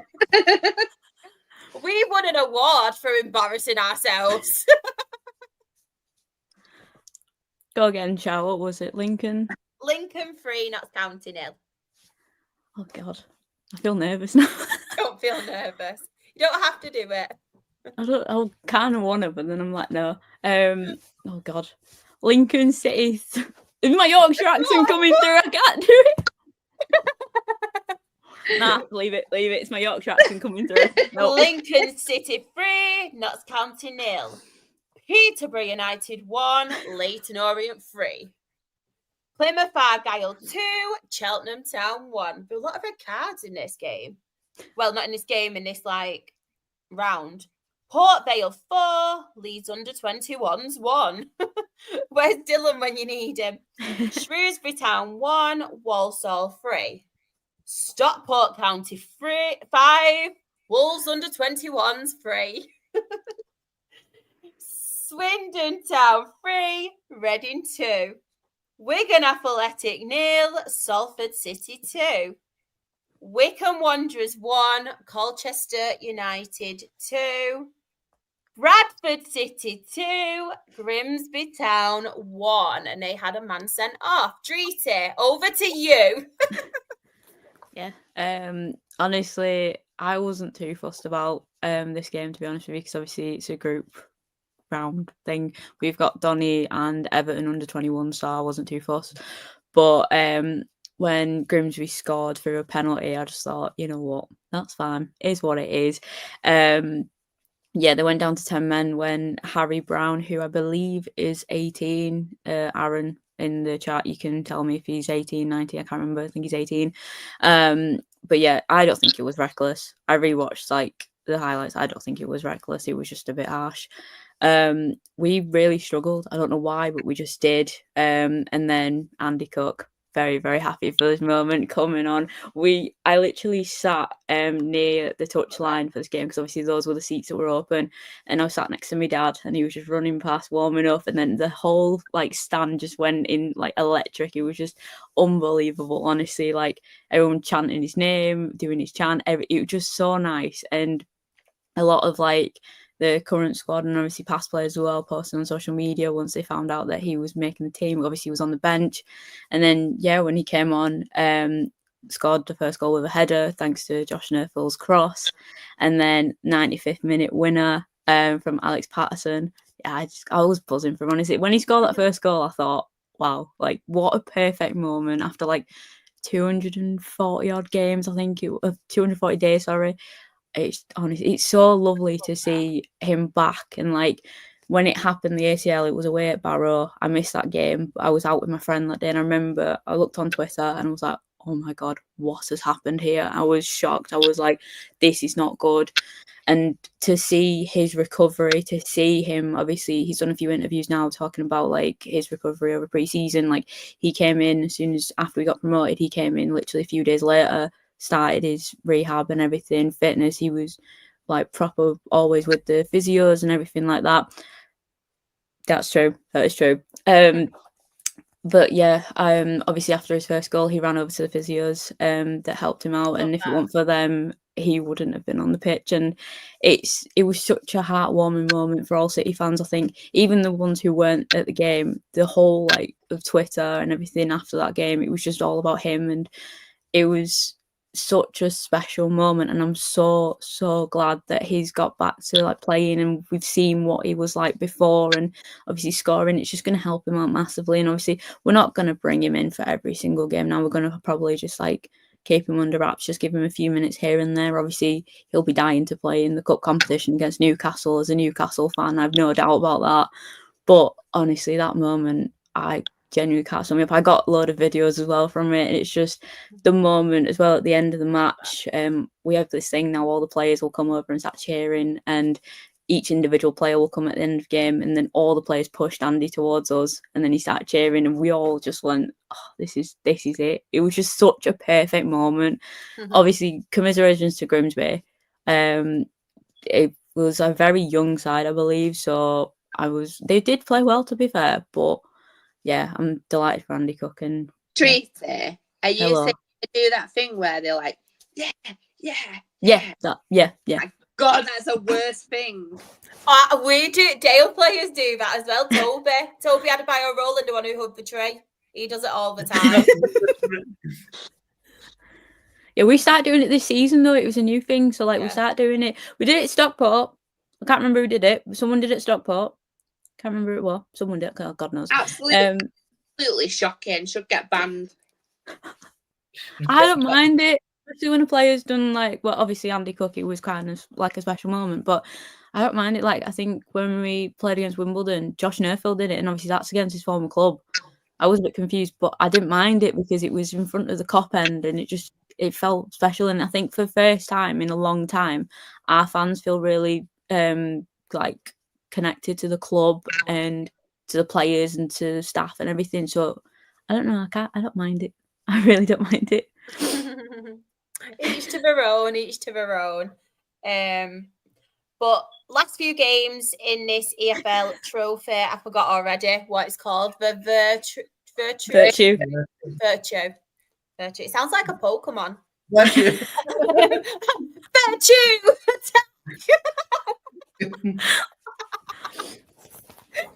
Hey, we're onto something here. A limited edition Pokemon. I'm so sorry. This is how my brain works. Luton Town 4, Barnet 1, Bromley 3, Crystal Palace under 21s 3, but Bromley go through on penalties. And That's last but not least, very good result. That was a very good result, yeah. Last but not least, Huddersfield Town 6, Newcastle under 21s 2. One thing I did want to really, really quickly address on this David's put, I know it's not non-league, but the reason the Scunthorpe game was suspended was because an Eastleigh player and a Scunthorpe player had a really nasty clash of heads. It was really Luckily, really bad. Luckily, both players are okay. That's why it got suspended. The league haven't actually decided yet whether the result will stand or not. So I'm not too sure, but they have really good reasons why it was suspended because, honestly, it was so nasty. And the reason why Dale versus York were postponed, York don't have money issues. Do not worry. It's just because York have been hosting the women's rugby at their ground. So they've had a lot of postponements, no money issues. So I just wanted to quickly address that. They got manager issues, though. I know. Yeah, I know you'll touch on this Monday, Shah, but did you see, it was in our group chat, wasn't it? Dorking have signed a 54-year-old supporter in goal for this Saturday's game and hoping to get an emergency loan in on Monday. I know. Do you know what? I really like that. I thought it was so, cute. It's just like grade A Mark White, innit? Yeah. Forget everything else. They haven't got a keeper. They can't get someone in on time. Why not give a fan the moment? Do you know what? If it's there's probably just going to be an outfield player playing in goal. Maybe he'll be on the bench. Maybe he'll be a bit of backup. But imagine if he turns out to have one of the best performances all time. Sam will be buzzing. United can go after him as well. If you've got Limons, he can go for this time as well, can't he, Sam? Sam will be watching Dorking like a scout. It's like, yes, we might have a new keeper, but we need another standing. I just worry about I worry about his knees at 54 years old. But all he needs to do is, get the ball now and again. Yeah. I just want to say high five for you as well. And everybody in the chat, I say this every time. If you haven't checked out Fool's Rush, please do. Fool's Rush in, one of the best shows about, honestly, a Monday and a Friday. I'm not a Swindon fan, but I religiously watch it. If I can't catch it live, if I'm doing my own podcast, I will catch up. One of the best shows, and honestly, the guys are absolutely fantastic. So please, please, please go and give that a watch. Give them a follow. Absolutely fantastic they are. Yeah, they are.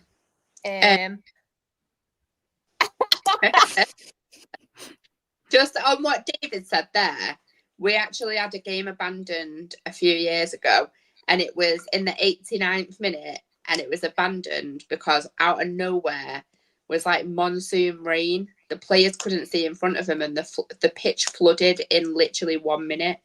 It got called off, and we had to play again. It got abandoned. We had to play again because they said that the match wasn't decided. We were winning 1-0.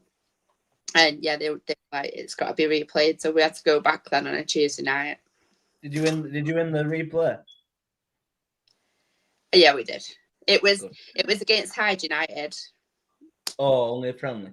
We gave him a good hiding. No, it was in the league. We've got a question of 5 for you as well. Best outfield player performance in goal you've seen? Dean Windass for Oldham Athletic. Oh, for us, it was Adam Proudlock, and he kept a clean sheet as well. Madness. We have a big announcement tomorrow. Oh, excited. And Aaron's put, what on earth is this show? We don't even know at this point, Aaron. Yeah, you tell us, honestly. I don't know if that was supposed to be like a nice comment, a nasty comment. I don't know. But you've come across it and you've stayed and took the time to comment. So thank you so much for giving us the engagement and the interaction. Madhouse. It is a madhouse. It is a madhouse. If you like it, we'd love you to stay. If you don't like it, then that's absolutely fine as well. We do not mind. You can tell certain people don't know what it's like when all the Northerners get together. Exactly. So Aaron's put, not Harry Kane, John O'Shea. I remember that John O'Shea goalkeeping. Yeah, I do remember that. Has any of your teams ever had somebody, say, if your goalkeeper's been injured, if he's been sent off, a player has gone in, or do you remember any performances from any players who has had to go in there? I know Kyle Walker has for Manchester City. I remember that performance. He was pretty decent as well, to be fair to him at that time. Bivey said he thought John O'Shea as well. It's a great madhouse. Thank you. That can be what I know. Did Rio not do it too? Oh, I can't remember. I'm trying to think. Yeah, that's because I remember it was the blue United goalkeeping kit that I always associate with Van der Sar, and I'm sure Rio was in that. Yeah. Yeah. Sean Pearson went and goal for us, and it was decent. Sorry, Claire. Oh, sorry. I was going to say I remember it happening twice for us. So once was Adam Proudlock, and the other time was Tony Dinning. And both did really well. I think it's probably one of the trickiest places to cover on the pitch, or probably the trickiest place to cover because it's really bespoke, isn't it? First question. I remember Allison as well for that corner, and he scored during COVID, didn't he? So I remember Liverpool fans. That was one of the best headers, I think. Liverpool fans put Titanic music on it, and it really did make me laugh because I thought it was really good anyway. But the suspense and how intense it was when they put that Titanic music on, and it really made me laugh. That goal qualified them for the Champions League, didn't it? Yeah. So did you have one last season, Aaron? Was it Leighton Orient who scored? The keeper scored. Oh yeah. So in the FA Cup, so we were a minute away from knocking out Leighton Orient in the FA Cup, and their keeper comes up, corner, flicks it on into the far post, and then we go on to lose it in extra time. The most typical Oldham thing could ever happen. But like I said, we had Dean Windass on loan. This is probably a good 10, 15 years ago now when I was really little. And he was pretty rubbish for us as a striker. He went in net for about 60 minutes and put in a man-of-match performance and kept a clean sheet. So maybe he should have played there more consistently for us, I think. Sam's put, I managed a guy in my work's charity match 5 who sent me his position as goalkeeper / false nine. Fifey said, wait, you're all Northern? We are all Northern tonight. You know what? That doesn't happen a lot, does it, on the podcast? No. This is not Pepsi Max, this is gravy. I love gravy. Missed gravy. But that is the football chat done for tonight. Not only the football chat, but it's just a chat in general. So, Aaron, if you're still with us, we do apologise if you didn't like the content, but we do get carried away sometimes. We take it as if it's like a nice, friendly chat between everyone. This is a community that we have liked to build. But yeah, we've spoke about football. We've chatted about life in general. Goalkeepers, people who are not goalkeepers going in there. We've had it all tonight, and we've had a lot of fun. I know. XG, we've had a lot of fun. But of course, Claire, where can everybody find you? Hello. You can find me on the sofa. No, I'm joking. You can find me on the sofa if you want to come and have a break. You can find me on Twitter, Claire_Chefs. Treaty, where can everybody find you and your fantastic work as well at Her Game Too? You can find my personal Twitter, Dreety_HTT, and then you can find my Her Game 2 stuff at HTT_BCFC. That's on Twitter and Instagram. Aaron, where can everybody find you and your work as well?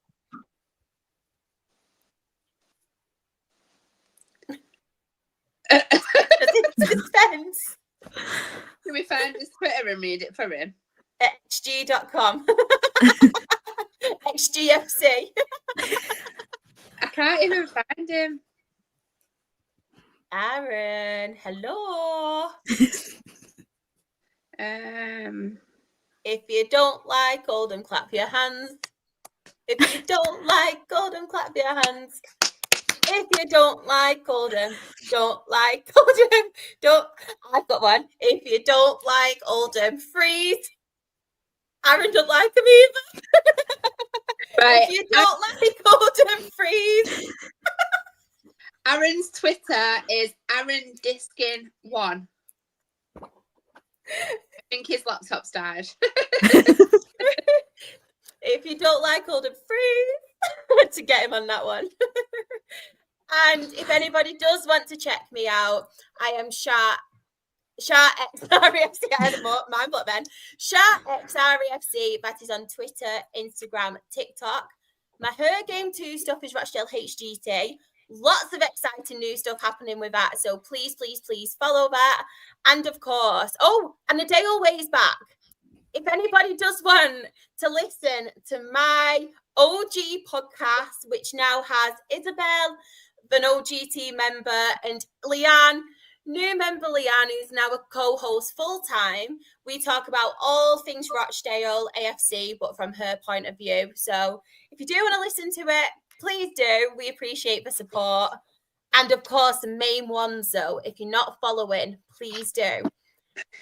Because we are the Absolute Football Podcast, and we did win Best New Content Creator at the Football Content Awards.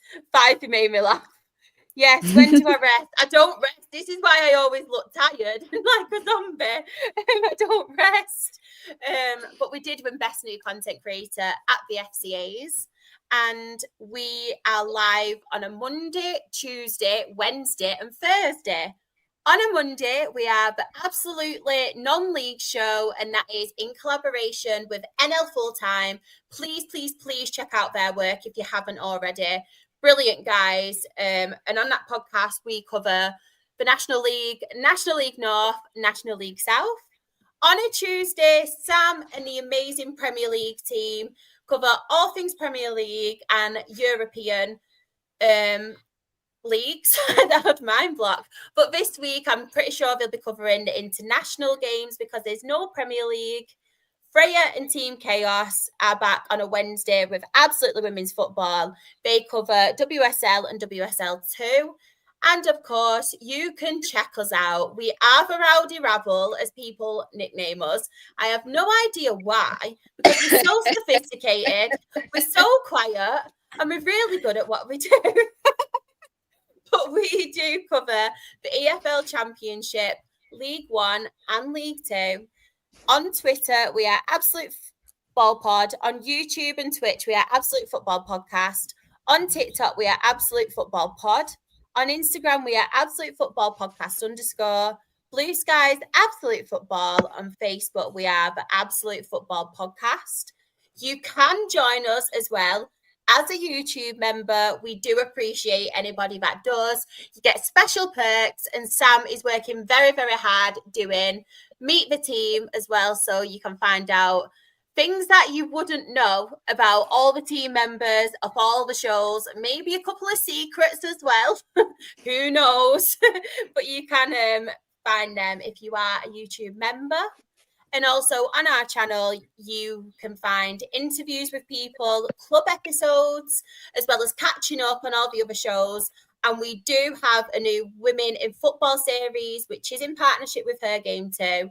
We have had 2 episodes out already. The 3rd one is out this Sunday at 8 o'clock. Lots of amazing women in football talking about their journeys. I'm not going to tell you who the guest is. I'm sure we'll have a teaser out on Saturday before the show, but it's a really, really exciting one this Sunday. But please check out the others as well. I just wanted to remind you all as well, because we had a really, really good achievement on our non-league show. We actually had over 1,000 live viewers in on Monday, which is absolutely incredible. So I wanted to thank everybody for the support. But a lot of people were watching through Twitter, which is amazing. But we'd also find it really amazing as well if you could subscribe to our YouTube channel, because all the content is put in there. If you ever want to find out about new content coming out or when we go live, just press the bell button. It will give you a notification, and you can check all of the episodes if you do want to catch up on all shows. And there's just a lot of content going out on there, so we would really appreciate it if you could subscribe. It does mean a lot to us. But I hope you all have a lovely, lovely weekend. Thank you again for coming in, talking to us. It really does mean a lot. We love chatting to you, and hope your teams win if you're playing this weekend. Bye, everyone.